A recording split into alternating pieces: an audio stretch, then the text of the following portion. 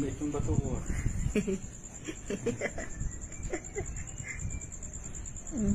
Sabi ni Tiga, mabigat yun eh. Ito na lang maliit, mas madali. Pinasa ko yan. Pasa-pasa sila. Oo. Football ah. Oo nga, oo. Naghahanap ng bilog si Si Tiger.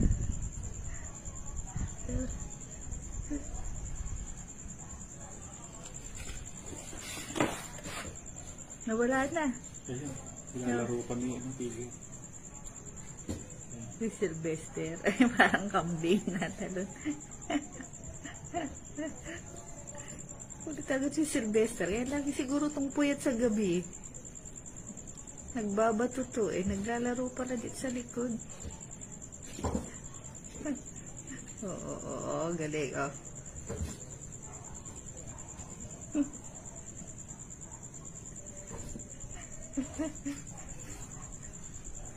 Wala, nasa si Tiger. Nawala si Tiger. Umakit sa kahon. Naglalaro na siyang iba. Galing. Nagbabato ka pala, Tiger. Sylvester. Kaya ka pala lagi kang puyat 2 minutes na. Hindi ko alam.